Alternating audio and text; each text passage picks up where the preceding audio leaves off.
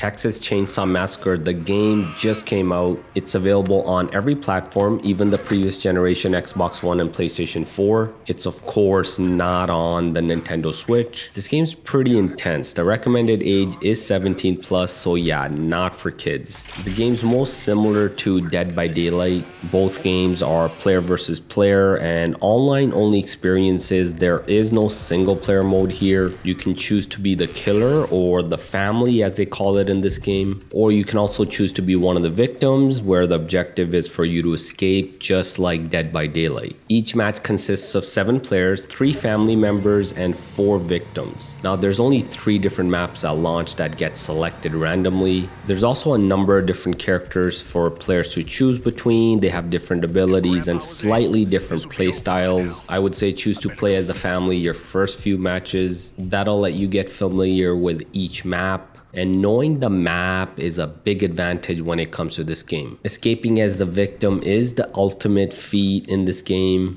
and probably the most difficult to accomplish. As a victim, you're able to move through the map quietly and more efficiently than the family members, so use that to your advantage. Now, I put about 20 hours into this game and it does get boring after a few matches. I of course was playing with randoms online, but it might be more fun if you're playing with some friends and you actually take advantage of the voice chat to work together as a team. The game also isn't the most refined. I did find it difficult to get into matches at times and it can take a while sometimes. This is a day one release on Game Pass, which definitely helps. There's a lot more players on the Xbox side and it's really meant to speed up matchmaking. So even though this is a $40 game, no one's rushing to buy it. Maybe they should have just made it free to play, because it does have microtransactions and in-game purchases. Overall, I would give this game a 6 out of 10. Takes you a few matches to get used to it, and by the time you actually get good at the game, it gets pretty boring.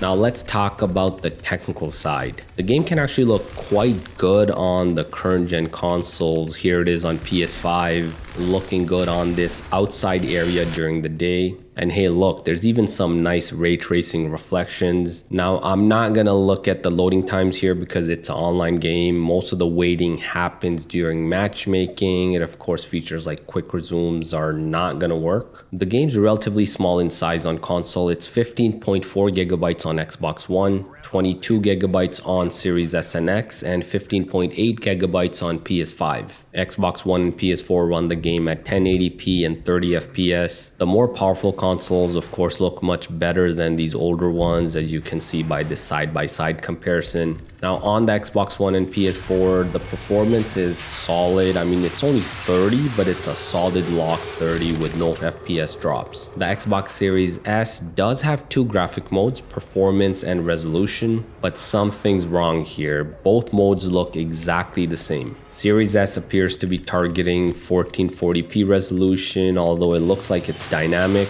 but the target frame rate, even in performance mode, is 30 FPS. When you think of performance, it's meant to be 60 FPS, but for some reason it's not. Performance modes, as I said, on the Series S is 30. It almost feels like something is broken here. Hopefully it's a bug that gets fixed soon. The Series X also has performance and resolution mode, and on that more powerful Series X console, things appear to be working as they should. In performance mode, the resolution target is 1440p, while the frame rate target is 60 FPS. Resolution mode delivers 4K while targeting 30 FPS. The resolution here has to be dynamic to achieve that locked frame rate. Now the Series X in resolution mode is a solid locked 30 FPS. There are no frame rate drops. In performance mode, it's 60 FPS for the most part, but there are some minor drops of a frame here and there, as you can see here. Next up is PS5, which also has performance and resolution mode, which actually behave different than the Xbox consoles. The performance mode is similar to Xbox Series X, about 1440p resolution and targets 60 FPS. Here the frame rate is a solid 60 FPS, and on PS5 I actually didn't notice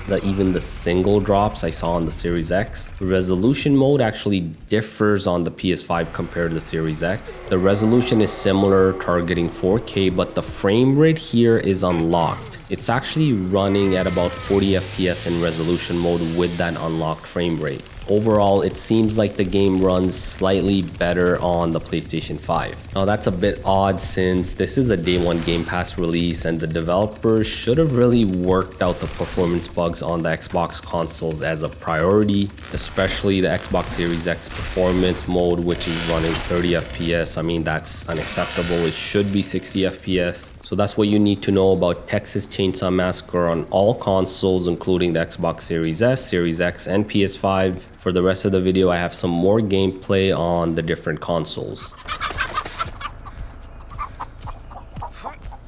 Nobody escapes me.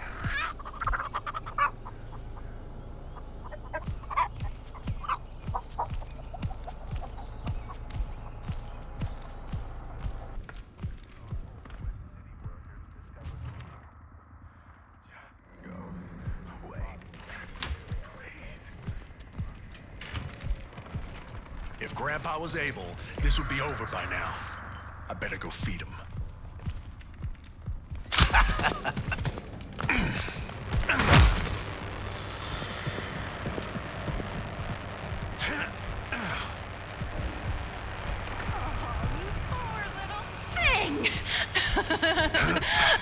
Oh.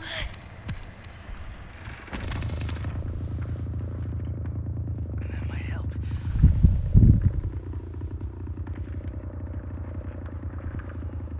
There's one outside, I think. Front side or back side? Backside.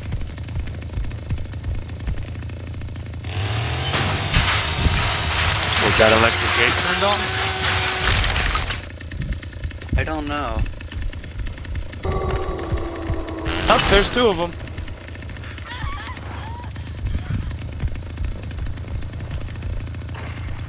I'm on one. I am going to the She just jumped through the window. to the main gate. One of them just got incapacitated, jumped through the window.